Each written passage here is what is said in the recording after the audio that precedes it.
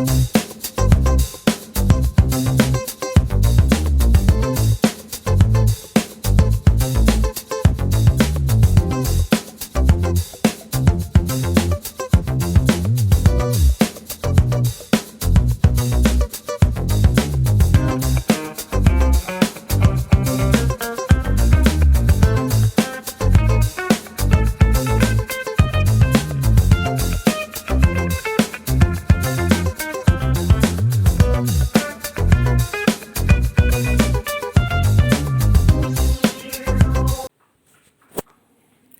morning, dear students.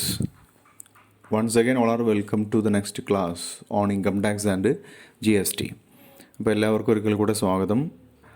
നമ്മളിന്ന് discuss ചെയ്യുന്നത് ഇന്നലെ പറഞ്ഞതിൻ്റെ ബാക്കിയാണ്, പാർട്ട് 4, മൊഡ്യൂൾ 1 യൂണിറ്റ് 2 പാർട്ട് 4. അപ്പോൾ ലെക്ചർ നമ്പർ 12 ലെക്ചർ നമ്പർ ഞാൻ നേരത്തെ സൂചിപ്പിച്ചിരുന്നു. അത് നമുക്ക് പെട്ടെന്ന് ഓരോ ക്ലാസ്സിൻ്റെയും ഓർഡർ കണ്ടുപിടിക്കാൻ എളുപ്പമായിരിക്കും. അപ്പോൾ ഇതുവരെ കാണാത്ത ആളുകളുണ്ടെങ്കിൽ അവർക്കായി അതിൻ്റെ എല്ലാ ലിങ്ക് താഴെയുള്ള ഡിസ്ക്രിപ്ഷനിൽ ഇട്ടിട്ടുണ്ട്, അത് പോയിട്ട് കാണാം.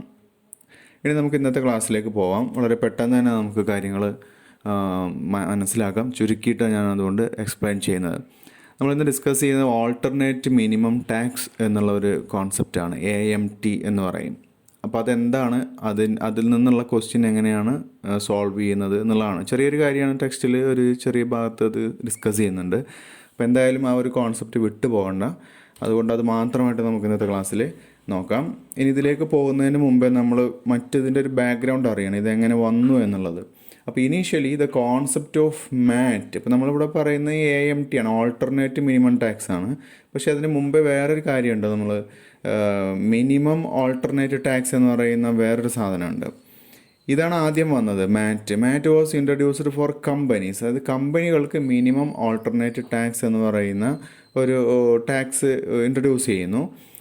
And progressively it has been made applicable to all other tax payers in the form of AMT. പിന്നീട് അത് ആരിലേക്ക് കൂടെ കൊണ്ടുവരികയാണ് ചെയ്തത്, മറ്റു ടാക്സ് പേയേഴ്സിന്. അതായത് ഇപ്പോൾ പേഴ്സൺ എന്ന കാറ്റഗറിയിലാണല്ലോ കമ്പനിയും അങ്ങനെയുള്ള, അപ്പോൾ individuals, HUF, limited liability partnership, BOI, ഇതൊക്കെ വരുന്നത് ഈ പേഴ്സൺ എന്ന ഡെഫിനിഷനകത്ത് വരുന്നതാണ്. അപ്പോൾ ആദ്യകാലത്ത് അതിൻ്റെ പീരീഡ് കാര്യങ്ങളിലേക്ക് ഹിസ്റ്ററിയിലേക്ക് ഒന്നും പോകുന്നില്ല ഞാൻ.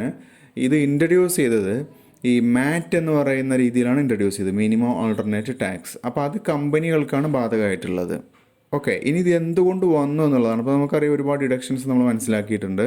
അപ്പോൾ ഈ ഡിഡക്ഷൻസും മറ്റ് കൺസെഷൻസും ഇതെല്ലാം തന്നെ ഈ കമ്പനികൾക്ക് കൊടുത്തു.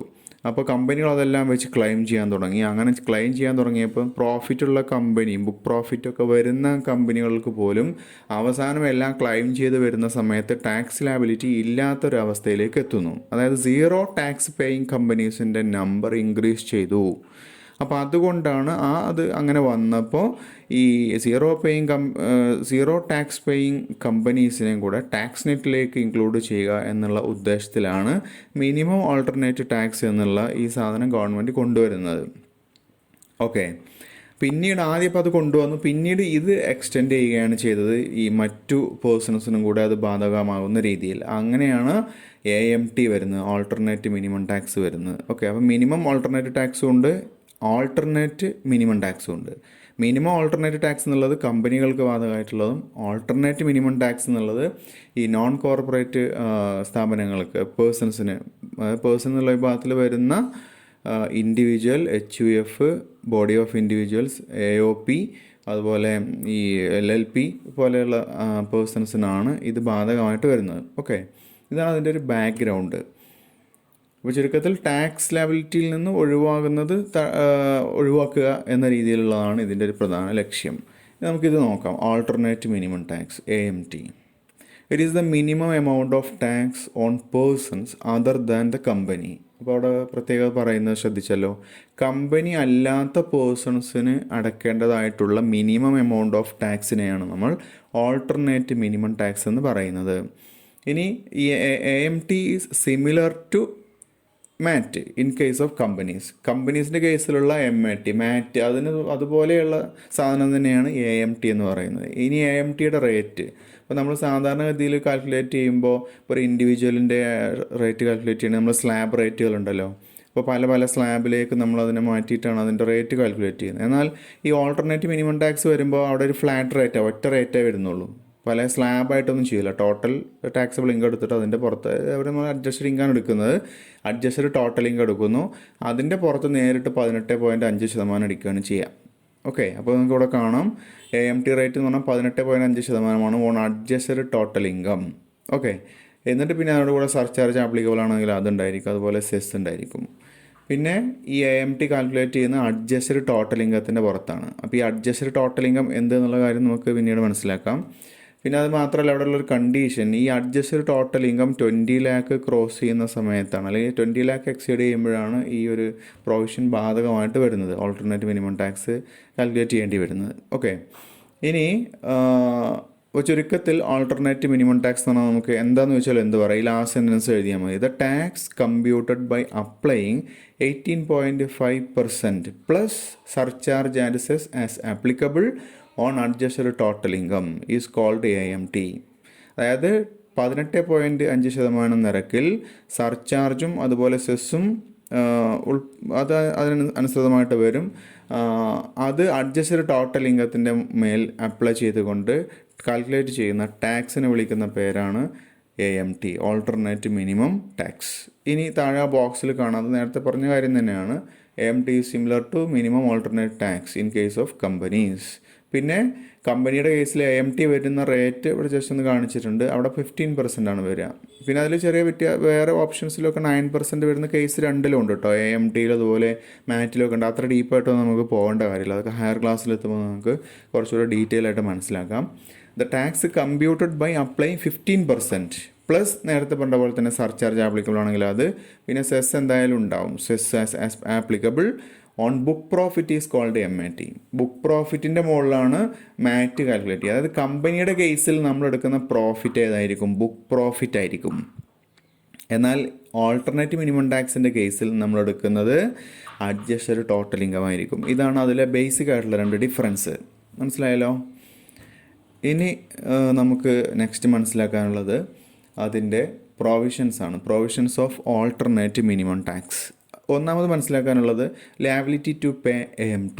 ആർക്കാണ് ഈ AMT രീതിയിൽ ടാക്സ് കാൽക്കുലേറ്റ് ചെയ്ത് അടയ്ക്കാനുള്ള ബാധ്യത ഉള്ളതെന്നുള്ളതാണ്. AMT കൊടുക്കാനുള്ള ബാധ്യത ആർക്കായിരിക്കും?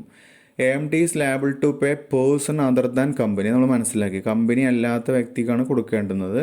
Who has claimed deduction under section 801A, അതുപോലെ 801AB, 801AC, ഇങ്ങനെ കുറേ സെക്ഷൻസ് കാണാം ഇവിടെ കൊടുത്തിട്ടുണ്ടാക്കുക. നിങ്ങളൊന്ന് വായിച്ച് നോക്കുക. അതുപോലെ അത് പ്രധാനപ്പെട്ട സെക്ഷൻസാണ് ഇതൊക്കെ. പിന്നെ അതിൽ പ്രധാനമായിട്ട് വരുന്ന സെക്ഷൻ ഇതാണ്, 10A ആണ്, മറ്റൊന്ന് 35AD ആണ്. അപ്പോൾ ഇത് പ്രകാരമെല്ലാം തന്നെ ഡിഡക്ഷൻസ് ക്ലെയിം ചെയ്തിട്ടുള്ള കമ്പനി അല്ലാത്ത ഒരു വ്യക്തിക്കാണ് ഈ AMT ടാക്സ് ലാബിലിറ്റി വരുന്നത്. ഓക്കെ, ഇനി രണ്ടാമത്തെ കാര്യം, tax on total income is less than AMT. രണ്ടാമത് നമ്മൾ അപ്ലൈ ചെയ്യുന്ന എപ്പോഴാണ്? ഒരാളുടെ ടാക്സ് ലാബിലിറ്റി AMTയേക്കാൾ കുറഞ്ഞു വരികയാണ്. ടാക്സ് ലാബിലിറ്റി AMTയേക്കാൾ കുറയുന്ന എങ്ങനെയാണ് വരിക? നോർമൽ രീതിയിൽ നമ്മൾ ടാക്സ് കാൽക്കുലേറ്റ് ചെയ്യും. അപ്പോൾ നമുക്ക് മനസ്സിലാക്കാം പിന്നെ പ്രോബ്ലം ചെയ്യുന്ന സമയത്ത്. നോർമൽ രീതിയിൽ ടാക്സ് കാൽക്കുലേറ്റ് ചെയ്യുമ്പോൾ അത് AMT ചെയ്യുന്നതിനേക്കാൾ കുറവാണ് വരുന്നത്. അങ്ങനെയാണെങ്കിൽ AMT ആയിരിക്കും ആപ്ലിക്കബിൾ ആയിട്ട് വരിക. മനസ്സിലായല്ലോ? അതായത് രണ്ട് രീതിയിൽ നമ്മൾ ടാക്സ് കാൽക്കുലേറ്റ് ചെയ്യും. AMT എത്രയെന്ന് നോക്കും, നോർമൽ രീതിയിലും ടാക്സ് കാൽക്കുലേറ്റ് ചെയ്യും. അപ്പോൾ അതിലേതോ ഹയർ എങ്കിൽ അതാണ് നമ്മൾ ടാക്സ് കൊടുക്കുന്നതിന് വേണ്ടിയിട്ട് യൂസ് ചെയ്യുന്നത്. AMT ആണ് അപ്പോൾ ആപ്ലിക്കബിൾ ആയിട്ട് വരിക. ഓക്കെ, AMT കൂടുതൽ AMTയേക്കാൾ കുറവാണ് ഏത് എങ്കിൽ നോർമൽ രീതിയിൽ ടാക്സ് കാൽക്കുലേറ്റ് ചെയ്യുന്നതെങ്കിൽ AMT ആണ് ആപ്ലിക്കബിൾ ആയിട്ട് വരിക. മനസ്സിലായല്ലോ? അപ്പോൾ അതാണ് പറഞ്ഞിട്ടുള്ള സിറ്റുവേഷൻ. അതിന് പ്രോബ്ലത്തിൽ അപ്പുറത്തൊന്നുകൊണ്ടൊന്ന് മനസ്സിലാക്കാം. മൂന്നാമത്തത് ഇതിൻ്റെ എമൗണ്ട് ഓഫ് AMT എത്രയായിരിക്കും എന്നുള്ളതാണ്. നമ്മൾ നേരത്തെ ഇപ്പോൾ കണ്ടു മുമ്പത്തെ സ്ലൈഡിൽ. 18.5% ഓഫ് അഡ്ജസ്റ്റഡ് ടോട്ടൽ ഇൻകം ആണ്, plus surcharge if applicable. Surcharge എല്ലാ കേസിലും വരില്ലല്ലോ, അതിനത്ര ഷോൾഡ് നമ്മൾ ഇന്നലത്തെ ക്ലാസ്സിൽ അത് മനസ്സിലാക്കി. അതിന് മുകളിലേക്ക് പോയാലാണ്, ഇപ്പോൾ 50 lakhൻ്റെ മുകളിലേക്ക് പോയാൽ സർചാർജ് 10% വരും. അങ്ങനെ നമ്മൾ മനസ്സിലാക്കിയല്ലോ. 1 കോടിക്കും 2 കോടിക്കും ഇടയിലാണ് 15% സർചാർജ് വരും. അപ്പോൾ അത് എല്ലാ കേസിലും വന്നോളണമെന്നില്ല. അതാണ് ഇഫ് എനി എന്ന് പറയാനുള്ള കാരണം. എന്നാൽ ഹെൽത്ത് ആൻഡ് എഡ്യൂക്കേഷൻ സെസ് വരും, അത് ഏത് എമൗണ്ട് ആണെങ്കിലും വരും, 4%. പിന്നെ നാലാമത് മനസ്സിലാക്കാനുള്ളത് അവിടെ അഡ്ജസ്റ്റഡ് ടോട്ടൽ ഇൻകം ആണ്. അഡ്ജസ്റ്റഡ് ടോട്ടൽ ഇൻകം എന്ന് പറഞ്ഞാൽ എന്താണ്? ഇപ്പം ഒരാളുടെ ഇൻകത്തിൽ നിന്ന് അയാൾ നേരത്തെ പറഞ്ഞ ഈ ക്ലൈംസ് ഒക്കെ ഡിഡക്ഷൻസ് ഒക്കെ ക്ലൈം ചെയ്യാണല്ലോ, അങ്ങനെ കുറഞ്ഞ അയാളുടെ ഇൻകം അങ്ങനെ ആവുന്നത്. അപ്പോൾ തിരിച്ച് ഇതെല്ലാം തന്നെ ആഡ് ചെയ്യുക. ഇങ്ങനെ അയാൾ മൈനസ് ചെയ്തിട്ടുള്ള ഡിഡക്ഷൻസ് അലോ ചെയ്തിട്ടുണ്ടായിരിക്കും, അതെല്ലാം തിരിച്ച് ആഡ് ചെയ്ത് നമുക്കൊരു ഇൻകത്തിലേക്ക് എത്തും. അതാണ് ഇവിടെ പറഞ്ഞിട്ടുള്ളത്. It means total income of the person, നിലവിലുള്ള ടോട്ടൽ ഇൻകം ഉണ്ടാവുമല്ലോ, അതിലേക്ക് ഡിഡക്ഷൻസ് ക്ലൈംഡ് അണ്ടർ സെക്ഷൻ ഈ പറഞ്ഞിട്ടുള്ള സെക്ഷൻസ് എല്ലാം തന്നെ തിരിച്ച് അങ്ങോട്ട് കൂട്ടുന്നു. അപ്പോൾ ഒരു എമൗണ്ട് തിരിച്ചൊരു എമൗണ്ടിലേക്ക് എത്തും. അതിനെയാണ് നമ്മൾ അഡ്ജസ്റ്റഡ് ടോട്ടൽ ഇൻകം എന്ന് പറയുന്നത്. ഓക്കെ, പിന്നെ നമ്മൾ ഇതുമായി ബന്ധപ്പെട്ട് മനസ്സിലാക്കേണ്ടുന്നൊരു ടേമാണ് tax credit. Tax credit will be allowed to the person in subsequent years. അയാൾക്ക് ഇനി നമ്മുടെ ഇപ്പോൾ ഈ നിലവിലുള്ള അസസ്മെൻറ്റ് ഇയറിനെ തുടർന്ന് വരുന്ന ഇയറുകളിൽ ടാക്സ് ക്രെഡിറ്റ് പ്രൊവൈഡ് ചെയ്യും. അപ്പോൾ ഈ ടാക്സ് ക്രെഡിറ്റ് എന്നുള്ളത് ഞാനൊരു എക്സാമ്പിളൊന്നും ഇവിടെ ഇട്ടിട്ടില്ല, ജസ്റ്റ് ഞാനൊരു ഫിഗർ പറയാം, അതൊന്ന് മനസ്സിലാക്കുക. ഇപ്പോൾ നോർമൽ റേറ്റിൽ നമ്മൾ ടാക്സ് കണ്ടുപിടിച്ചത് 9 ലക്ഷം. AMT രീതിയിൽ കണ്ടപ്പോൾ അത് 10 ലക്ഷം വന്നു.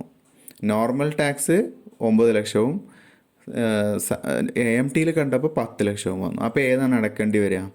AMTയിലെ ടാക്സാണ് അടക്കേണ്ടി വരിക, കാരണം അതാണ് കൂടുതൽ. ഓക്കെ, അപ്പോൾ അയാൾ 10 ലക്ഷം അടക്കണം. അപ്പോൾ ഈ നോർമലിൽ നിന്ന് AMTയിലേക്ക് മാറുമ്പോഴുള്ള ഡിഫറൻസ് ആണ് 1 ലക്ഷമാണ്. നോർമലായിരുന്നെങ്കിൽ അയാൾക്ക് 9 ലക്ഷം അടച്ചാൽ മതി, AMT ആയതുകൊണ്ട് 10 ലക്ഷം അടക്കണം. അപ്പോൾ 1 ലക്ഷം അയാൾ എക്സ്ട്രാ അടക്കുന്നുണ്ട്. ആ 1 ലക്ഷമാണ് അയാൾക്കുള്ള ടാക്സ് ക്രെഡിറ്റ്. മനസ്സിലായല്ലോ? ഇതാണ് ടാക്സ്. അയാൾ എക്സസ് അടക്കുന്ന ടാക്സ് ഉണ്ടായിരിക്കും. ഇതിനെ അയാൾക്ക് എന്ത് ചെയ്യാം? സെറ്റ് ഓഫ് ചെയ്യാം. ഈ ടാക്സ് ക്രെഡിറ്റിനെ സെറ്റ് ഓഫ് ചെയ്യാം എന്ന് പറഞ്ഞു കഴിഞ്ഞാൽ അടുത്ത വർഷം വരുമല്ലോ, അടുത്ത വർഷം വരുന്ന ടാക്സ് ലാബിലിറ്റിയിൽ നിന്ന് ഈ കൊടുത്തിട്ടുള്ള 1 ലക്ഷം അതുമായിട്ട് അഡ്ജസ്റ്റ് ചെയ്യാം. കാരണം അയാൾ എക്സസ് ആയിട്ട് 1 ലക്ഷം രൂപ അവിടെ കൊടുക്കുകയാണ് ചെയ്യുന്നത്. ഓക്കെ, നോർമലായിട്ട് കമ്പയർ ചെയ്യുമ്പോൾ എക്സസ് ആയിട്ട് 1 ലക്ഷം രൂപ കൊടുക്കുകയാണ് ചെയ്യുന്നത്. അപ്പോൾ ഇങ്ങനെ എക്സസ് പോകുന്നതാണ് ഈ ക്രെഡിറ്റ് എന്നുള്ളതുകൊണ്ട് ഉദ്ദേശിക്കുന്നത്. ഇതാണ് ടാക്സ് ക്രെഡിറ്റ്. അപ്പോൾ tax credit is the difference between amount of AMT, അതാണ് അങ്ങനെ പറഞ്ഞത്. എമൗണ്ട് ഓഫ് AMTയും അതായത് 9 ലക്ഷവും and tax on total income. Total ഇൻകത്തിൻ്റെ പുറത്തുള്ള ടാക്സ് പിന്നെ 9 ലക്ഷവും, AMT വന്നത് 10 ലക്ഷം. ഓക്കെ, അപ്പോൾ 1 ലക്ഷം ഡിഫറൻസ്. ഇനി ആറാമത്തെ ഇതിൻ്റെ പീരീഡ് ഓഫ് ടാക്സ് ക്രെഡിറ്റ്. ഇങ്ങനെ ഈ ക്രെഡിറ്റ് ഉണ്ടെന്ന് പറഞ്ഞല്ലോ, ഇത് എത്ര കാലത്തേക്ക് അയാൾക്ക് ചെയ്യാം എന്നുള്ളതാണ്. അത് 15 വർഷത്തേക്ക് അയാൾക്ക് ക്യാരി ഫോർവേഡ് ചെയ്യാം. അത് അടുത്തടുത്ത വർഷത്തേക്ക് ഇങ്ങനെ കൊണ്ടുപോകാം. അടുത്ത വർഷം എപ്പോഴെങ്കിലും അയാൾക്ക് ഇങ്ങനെ ഇൻകം വരുമ്പോൾ അതൊന്ന് അയാൾക്കത് സെറ്റ് ഓഫ് ചെയ്യാൻ വേണ്ടിയിട്ട് 15 വർഷത്തേക്ക് കൊണ്ടുപോകാം. 15 വർഷം കഴിഞ്ഞ് കഴിഞ്ഞാൽ പിന്നെ എന്തായിത്തീരുന്നു? അത് എക്സ്പയർ ആവും. ഓക്കെ, അത് പിന്നെ അയാൾക്ക് പിന്നെ ക്ലെയിം ചെയ്യാൻ പറ്റില്ല. ആ രീതിയിലാണ് അതിൻ്റെ അഡ്ജസ്റ്റ്മെൻറ്റ് ചെയ്യേണ്ടി വരിക. ഓക്കെ, ഇനി മറ്റൊന്നുള്ളത് ഇൻട്രസ്റ്റ് ഓൺ ടാക്സ് ക്രെഡിറ്റ് ആണ്. ഇപ്പോൾ ഇതിന് ഇൻട്രസ്റ്റ് ഒന്നും അലോ ചെയ്യുന്നില്ല എന്നുള്ളതാണ്. No interest shall be payable on tax credit. കാരണം അത് കുറച്ച് അഡ്വാൻസ് കൊടുക്കുന്ന പോലെയാണല്ലോ ടാക്സ് അതോറിറ്റിക്ക്. അപ്പോൾ അതിൻ്റെ പുറത്ത് ഇൻട്രസ്റ്റ് ഒന്നും അലോ ചെയ്യുന്നില്ല.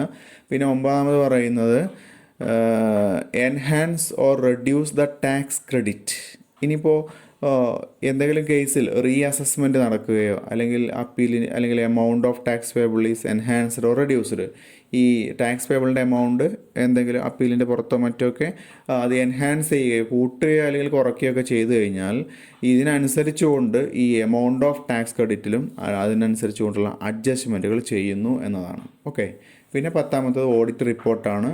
ഈ AMT അടക്കാൻ ലാബിലിറ്റി ഉള്ള എല്ലാ വ്യക്തിയും ഒരു റിപ്പോർട്ട് ഒബ്റ്റെയിൻ ചെയ്യണം ഇൻ പ്രിസ്ക്രൈബ്ഡ് ഫ്രം CA. ഒരു ചാർട്ടേഡ് അക്കൗണ്ടൻ്റെ കയ്യിൽ നിന്നും പ്രിസ്ക്രൈബ്ഡ് ഫോമിൽ അതിൻ്റെ റിപ്പോർട്ട് ഒബ്റ്റെയിൻ ചെയ്തിരിക്കണം എന്നുണ്ട്. ഓക്കെ, ഇത്രയാണ് ഇതുമായി ബന്ധപ്പെട്ടുകൊണ്ടുള്ള ചില പ്രൊവിഷൻസ്. ഇനി നമുക്ക് അതിൻ്റെ ഒരു സോൾവ്ഡ് പ്രോബ്ലം, ഒരു 2 പ്രോബ്ലം മനസ്സിലാക്കാം എങ്ങനെയാണ് ഇത് ചെയ്യുന്നത് എന്നുള്ളത്. ഫോർ എക്സാമ്പിൾ നോക്ക്, the taxable income four the year 2021 of mister Anil എന്ന വ്യക്തി, അയാൾ റെസിഡൻ്റാണ്, അയാളുടെ ഏജ് 39. കാരണം ഈ ഇൻകം ടാക്സ് കാൽക്കുലേറ്റ് ചെയ്യുന്ന ഏജ് ഇമ്പോർട്ടൻ്റ് ആണല്ലോ, നേരത്തെ മനസ്സിലാക്കിയിട്ടുണ്ടല്ലോ. സിറ്റിസൺസ് നോർമലായിട്ടുള്ള വരുന്ന 60 ഇയേഴ്സിൻ്റെ താഴെയുള്ളവരും അതുപോലെ സീനിയറും സൂപ്പർ സീനിയറും ഒക്കെ വരുന്നുണ്ട്. അപ്പോൾ അതുകൊണ്ട് ഏജ് ഒരു ഇമ്പോർട്ടൻ്റ് ആയിട്ടുള്ള ഘടകമാണ്. ഇനി ഏജ് ഒന്നും തന്നില്ല എങ്കിൽ അങ്ങനെയുള്ള ക്വസ്റ്റ്യൻ ആണെങ്കിൽ നിങ്ങൾ നോർമൽ റേറ്റ് വെച്ചിട്ട് കാൽക്കുലേറ്റ് ചെയ്യുക. പിന്നെ അതാണ് അവിടെ നമ്മൾ ചെയ്യാറുള്ളത്. അപ്പോൾ 2020-21 വർഷത്തേക്കുള്ള ടാക്സബിൾ ഇൻകം ആയിട്ടുള്ളത് 28,40,000 രൂപയാണ്. The taxable income has been computed after deduction of ₹2 lakh. അപ്പോൾ അത് കണ്ടുപിടിച്ചിട്ടുള്ളത് 2 ലക്ഷം ഡിഡക്ഷൻ ചെയ്തതിന് ശേഷമാണ് under section 80QQB in respect of royalty on books. Royalty on books അതുമായി ബന്ധപ്പെട്ട ബുക്സിൻ്റെ റോയൽറ്റി വന്നിട്ടുണ്ടായിരുന്നു. അപ്പോൾ അതുമായി ബന്ധപ്പെട്ട ഒരു 2 lakh ഡിഡക്ഷൻ ഓൾറെഡി ഇയാൾ ക്ലെയിം ചെയ്തിട്ടുണ്ട്. അപ്പോൾ അത് മൈനസ് ചെയ്തതിന് ശേഷമുള്ള അയാളുടെ ടാക്സിബിൾ ഇൻകമാണ് 28,40,000. Will he be able to AMT? Will he be liable to AMT? ഇദ്ദേഹത്തിന് AMT ബാധ്യത ഉണ്ടോ എന്നുള്ളതാണ് ഒരു ചോദ്യം. What will be his tax liability for the year? ഇയാളുടെ ടാക്സ് ലാബിലിറ്റി എത്രയായിരിക്കും? ഇനി നമുക്ക് ഈ പ്രോബ്ലം ഒന്ന് നോക്കാം. 2 രീതിയിലും ഒന്ന് ചെയ്ത് മനസ്സിലാക്കാം. ആദ്യത്തെ നോർമൽ ടാക്സ് ലാബിലിറ്റി എങ്ങനെ വരും? ഫസ്റ്റ് 2.5 ലക്ഷം രൂപ നമ്മൾ ഒരുപാട് തവണ ഇപ്പോൾ പറഞ്ഞ് മനസ്സിലായിട്ടുണ്ടാവും. അതിന് നിൽ റേറ്റാണ്. അപ്പോൾ ഇവിടെ ടാക്സ് ലാബിലിറ്റി വരുന്ന ലാസ്റ്റ് കോളത്തിൽ നോക്കിയാൽ കാണാം ഒന്നുമില്ല. രണ്ടാമത്തെ നെക്സ്റ്റ് 2.5 ലക്ഷം രൂപക്ക് 5%, അപ്പോൾ 12,500 വരും. അപ്പോൾ ഇപ്പോൾ ഓൾറെഡി 5 ലക്ഷം നമ്മൾ കൺസിഡർ ചെയ്തു. ഇനിയുള്ള നെക്സ്റ്റ് 5 lakhന് 20% വെച്ച് വരും, അതായത് 1 lakh വരും. 5 lakhൻ്റെ 20% 1 lakh. ഓക്കെ, അപ്പോൾ ഇനി ഇപ്പോൾ ബാക്കി ഇപ്പോൾ 10 ലക്ഷം രൂപ നമ്മൾ അതൊന്ന് കൺസിഡർ ചെയ്തു. മൊത്തമുള്ളത് 28,40,000 ആയിരുന്നു. അതിൽ 10 ലക്ഷം നമ്മളിപ്പോൾ കൺസിഡർ ചെയ്തു. ഇനി ബാലൻസ് വരുന്നത് എത്രയാണ്? 18,40,000. അതിൻ്റെ പുറത്ത് 30% ബാലൻസിൻ്റെ റേറ്റ്. അപ്പോൾ 18,40,000 ഇൻറ്റു 30%. അപ്പോൾ നമുക്കത് കാൽക്കുലേറ്റ് ചെയ്ത് കഴിഞ്ഞാൽ 5,52,000 എന്ന് വരും. അപ്പോൾ മൊത്തം തീർന്നു. അപ്പോൾ ഇനി ടോട്ടൽ ടാക്സ് ലയബിലിറ്റി വരിക ബിഫോർ സെസ് ആണ്. അത് 6,64,500 വന്നു. ഇനി സെസ് 4% ആയിട്ട് ഇവിടെ സർചാർജ് വരുമോ? സർചാർജ് ബാധകമാണോ? അല്ല. കാരണം എന്താണ്? ഇയാളുടെ ടാക്സബിൾ ഇൻകം 50 ലക്ഷം ക്രോസ് ചെയ്തിട്ടില്ല, 50 ലക്ഷത്തിൽ താഴെയാണ്. 28,40,000 അല്ലേ ഉള്ളൂ. അതുകൊണ്ട് സർചാർജ് ബാധകമല്ല ഈ പ്രോബ്ലത്തിൽ. സെസ് ബാധകമായിരിക്കും. അപ്പോൾ 4% ഓഫ് ഈ ടാക്സ് 6,64,500 ഇൻറ്റു 4%, അത് 26,580 വരും. അപ്പോൾ ഇനി ആ ടാക്സും ഈ സെസ്സും കൂടെ ആഡ് ചെയ്ത് കഴിഞ്ഞാൽ മൊത്തത്തിൽ ടാക്സ് പേബിളായിട്ട് വരുന്നത് 6,91,080 രൂപ. ഇതാണ് നോർമൽ ടാക്സ് ലാബിലിറ്റി. ഇനി നമ്മൾ AMT ചെയ്യാമെന്നാണ് പറഞ്ഞത്. AMT കാൽക്കുലേറ്റ് ചെയ്ത് കഴിഞ്ഞാൽ ടാക്സബിൾ ഇൻകം 28,40,000. ഓക്കെ, അതിനോടുകൂടെ നേരത്തെ ആൾ ക്ലെയിം ചെയ്ത റിഡക്ഷൻ തിരിച്ച് ആഡ് ചെയ്യുന്നു. Reduction under section 80 QQB add ചെയ്യുന്നു. ഇപ്പോൾ 2 lakh ആഡ് ചെയ്ത് കഴിഞ്ഞാൽ അഡ്ജസ്റ്റഡ് ടോട്ടൽ ഇൻകം എന്നുള്ള ആ ഒരു ഫിഗർ കിട്ടും. അത് 30,40,000. ഓക്കെ, 30,40,000. ഇനി ഇതിൻ്റെ പുറത്ത് നമ്മൾ AMT കാണുന്നു. AMT ഇവിടെ നേരിട്ടങ്ങ് ചെയ്യുക 18.5% അറ്റ് ദ റേറ്റ് ഓഫ് 18.5%. ഏതിൻ്റെ പുറത്ത്? 30,40,000 പുറത്ത്. അപ്പോൾ അത് 5,62,400 എന്ന് കിട്ടുന്നു. ഇനി അതിനോടുകൂടെ 4% സെസ് ആഡ് ചെയ്യുന്നു. അപ്പോൾ ഈ 5,62,400ൻ്റെ 4% 22,496 എന്ന് കിട്ടും. അപ്പോൾ ഇവിടെ ടാക്സ് പേബിളായിട്ട് വരുന്നത് എത്രയാണ്? 5,84,890. ഇവിടെ AMT നമ്മൾ കൺസിഡർ ചെയ്ത് തന്നെ എന്തുകൊണ്ടാണ്? അതാണ് ആദ്യം മനസ്സിലാക്കേണ്ടത്. ഞാൻ നേരത്തെ പറഞ്ഞില്ല. ഇവിടെ ഇയാളുടെ ടോട്ടൽ ഇൻകം എത്ര വന്നു? ഈ 20 ലക്ഷത്തിൽ കൂടുതൽ വരണം. അല്ലാതെ നമ്മൾ നേരത്തെ പറഞ്ഞു അയാളുടെ ടോട്ടൽ ഇൻകം 20 ലക്ഷത്തിൽ കൂടുതൽ ഉണ്ടെങ്കിൽ, അഡ്ജസ്റ്റഡ് ടോട്ടൽ ഇൻകം 20 ലക്ഷത്തിൽ കൂടുതൽ ഉണ്ടെങ്കിൽ മാത്രമാണ് AMT ബാധകമായിട്ട് വരിക. അപ്പോൾ ഇവിടെ എന്തായാലും 20 ലക്ഷത്തിൽ കൂടുതൽ വന്നല്ലോ, 30,40,000 വരുന്നുണ്ട്. അപ്പോൾ അതുകൊണ്ട് അത് നമ്മൾ ചെയ്യുന്നത്, അല്ലെങ്കിൽ ഇവിടെ അത് കൺസിഡർ ചെയ്യൂല. ഈ ഒരു ഫസ്റ്റ് കേസ് മാത്രമേ ഇവിടെ കൺസിഡർ ചെയ്യുള്ളൂ. അപ്പോൾ ഇവിടെ AMT വന്നിട്ടുള്ളത് 5,84,890 അപ്പോൾ ഈ 2 രീതിയിലുള്ള ടാക്സ് എമൗണ്ട് ഇപ്പോൾ നമുക്ക് കിട്ടി.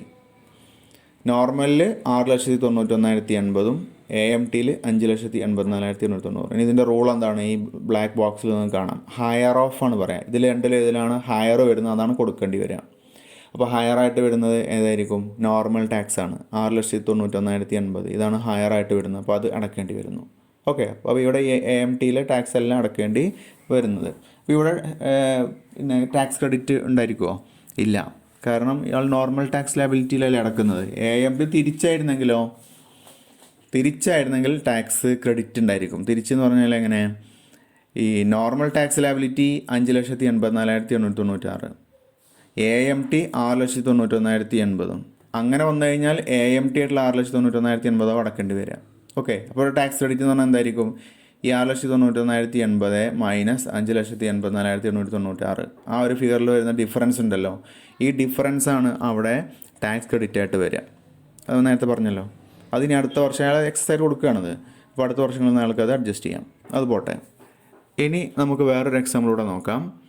From the following information compute tax liability of mister A for the assessment year 2020-21 after consider AMT.